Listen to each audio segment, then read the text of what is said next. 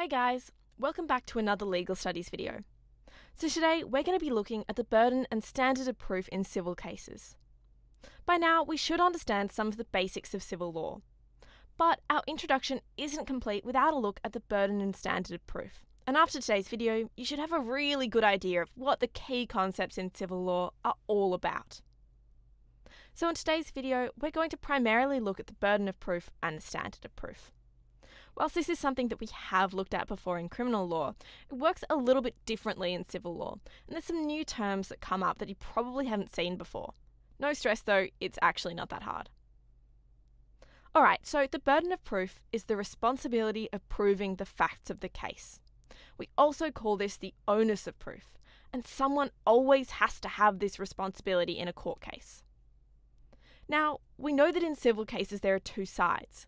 The person who's making a complaint, the plaintiff, and the person who allegedly did something wrong, the defendant. Now, it's always the responsibility of the person who's making the complaint, the plaintiff, to establish that the defendant did something wrong. This means that the burden of proof is on the plaintiff. Basically, because civil law is all about proving that someone's caused harm to someone else, one person always has to have the responsibility of proving this. So this is always the plaintiff, as they're the one who raised the complaint. So what are the implications of this for the way that cases are conducted?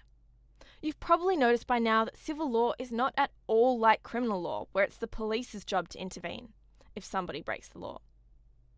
So in criminal law, if someone shoots you, the police will arrest them and prosecute them in court. But in civil law, the plaintiff has to do this work themselves. Well, not arresting them. But it may be something like a defamation case, where your reputation has been damaged by what someone said about you online. If what they said wasn't actually a crime, the police aren't going to do anything about it. They're not going to arrest you. And basically, it's up to you to make a claim and take them to the civil court. In court, it's also your responsibility to prove that the person wronged you. Now, because the burden of proof is on the plaintiff, it's also not the responsibility of the defendant to prove that they are not reliable. Basically, they don't need to prove they're innocent. It's assumed that they're innocent. It's you, as the plaintiff, who needs to prove that they did something wrong. So in this way, it's kind of similar to criminal law. You're assumed innocent and you have to be proved guilty. So in summary, if someone has wronged you, it's not only your job to raise that problem and call someone out on it, it's also your job to prove your case in court. I know this is a bit of a strange concept, as we're pretty used to the police stepping in for us and saving the day, but that's exactly why civil law is so different, because it's all about disputes between individuals and really doesn't involve anyone else. Now, when we're talking about the burden of proof, we also have to look at the standard of proof. The two always go hand in hand, and it's important to know both for the civil trial process. So the standard of proof refers to the degree or extent to which a case must be proven. Now, you might remember that in a criminal case, the prosecution has to prove the defendant is guilty beyond reasonable doubt. So it's got to be pretty much certain that the defendant did the crime. Well, the standard of proof in civil cases is a much weaker on the balance of probabilities. Sounds pretty wishy-washy.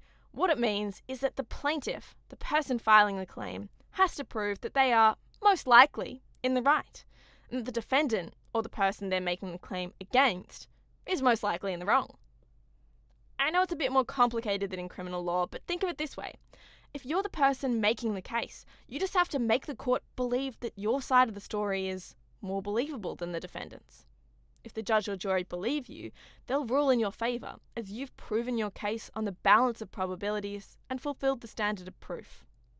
So unlike maybe having to prove 99% certain that they did it in criminal law, this is more of maybe a 60-70%, yeah, probably did it. Okay guys, that's all for today's video. Let's quickly summarise what we learnt. So we know that because civil law is a little bit different to criminal law, the burden of proof is on the plaintiff in civil cases. In civil cases, the standard of proof is on the balance of probabilities. This means it's up to the person who's making the complaint to prove that they are more in the right than the person who they are complaining about.